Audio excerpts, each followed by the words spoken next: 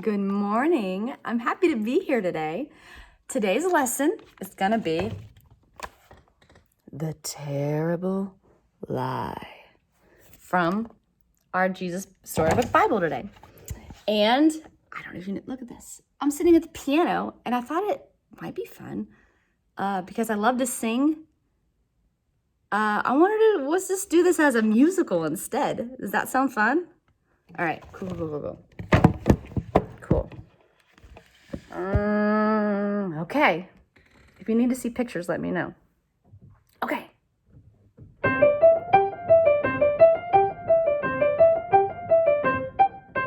Adam and Eve lived happily together in their beautiful new home, and everything was perfect for a while until one day everything went wrong. Yeah, so it says wrong. Let's find out what happens. Okay. God had a horrible enemy. His name was Satan. Now, Satan had once been a beautiful angel, but he didn't want to be an angel. He wanted to be God. He grew proud and evil and full of hate, and God had to send him out of heaven. So Satan was seething with anger and was looking a way to hurt God. He wanted to stop God's plan, to stop the love story right there. So he disguised himself as a snake and waited in the garden. Now, God had given Adam and Eve only one rule. Do not eat the fruit on that tree, God told them, because if you do, you'll think you know everything. You do not know everything. You'll stop trusting me. And then death and sadness and tears will come. And I do not want all the death and sadness and tears to come. No. Can you sing that with me? God does not want death and sadness and tears to come. He knew that death and sadness and tears would come if we ate from that fruit. All right. Turning the page. God knew if they ate the fruit, they would think that they didn't need him. And they would try to make themselves happy without him. But God knew there was no such thing as happiness without him. And life without it wouldn't be life at all. And as soon as the snake saw his chance, he slithered silently up to Eve and said, "Does God really love you? Does God really love you? Does God really love you?" He whispered. "Does God really love you? Does God really love you? Does God really love you? If he does, then why won't he let you? Why won't he let you eat this nice, juicy, delicious fruit? Oh, poor you.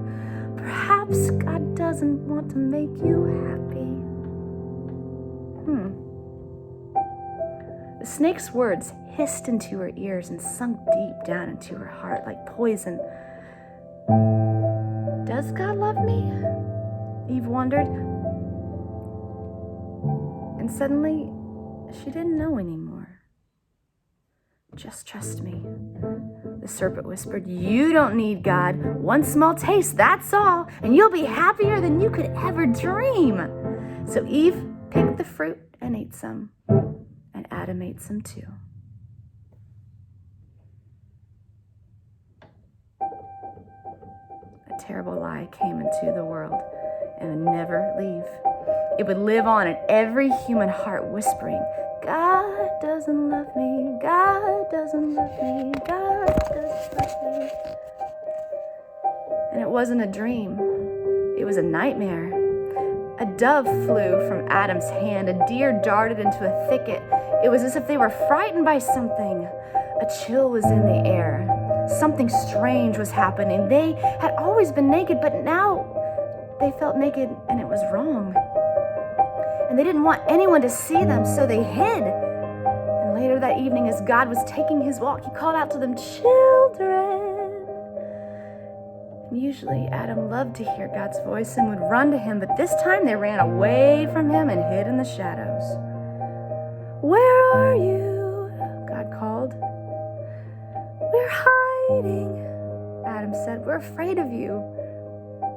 "Did you eat the fruit I told you not to eat?" God asked them. And Adam said, "Well, Eve made me do it." "What have you done?" God asked. Eve said, "The serpent made me do it." A terrible, terrible, terrible, terrible pain came into God's heart. His children hadn't just broken one rule, they had broken God's heart. They had broken their wonderful relationship with him, and now everything he knew would break. God's creation would start to unravel and come undone and go wrong, and everything would die, and it was supposed to last forever. Oh, such a sad story, kids. You see, sin had come into God's perfect world, and it would never leave. It would never leave. God's own children would always be running away from him, hiding in the dark. Their hearts would break now and never work right again. This is such a sad story, right? God couldn't let his children live forever, not in such pain, not without him. So there was only one way to protect them. "You'll have to leave the garden now," God told his children, his eyes filling with tears.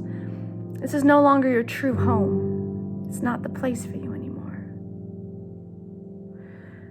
But before they left the garden, God made clothes for his children to cover them. And he gently clothed them, and he sent them on their way on a long journey out of the garden, out of their home. Well, in another story, it would all been over, and that would have been the end. But not in this story. God loved his children too much to let the story end there. Isn't that neat? Oh, he knew even though he would suffer, God had a plan, a magnificent dream. One day he would get his children back. Yes. Oh, one day he would make the world their perfect home again. And one day he would wipe away every tear from their eyes. You see, no matter what, in spite of everything, God will love his children with a never stopping, never giving up, unbreaking, always, forever love. A never stopping, never ending, a never stopping, never giving up, unbreaking, always, forever love. Never stopping, never giving up, unbreaking, always, forever love. A never stopping, never giving up, unbreaking, always, and forever love. Isn't that so neat? Okay. And even though they would forget him and run from him deep in their hearts, God's children would miss him always and long for him. Lost children yearning for their home. Before they left the garden, God whispered a promise to Adam and Eve. He said, "It will not always be so. I will come to rescue you. And when I do, I'm gonna do battle against the snake. I will get rid of sin and the dark and the sadness you let in there. I'm coming back for you. I'm coming back for you." And he would. One day, God himself would come, because he loves us with a never stopping, never giving up, unbreaking, always, forever love. A never stopping, never giving up, unbreaking, always, forever love. A never stopping, never giving up, unbreaking, for always, forever love. He loves us, oh.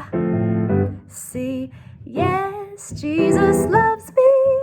Yes, Jesus loves me. Yes, Jesus loves me. The Bible tells me so. Do you know that song? Jesus loves me, this I know, for the Bible tells me so.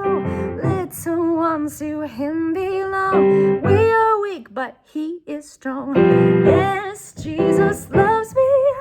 Yes, Jesus loves me. Yes, Jesus loves me. The Bible tells me so. He loves with the I never stop, I never giving up, unbreaking, always, forever love. I never stop, I never giving up, unbreaking, always, and forever love.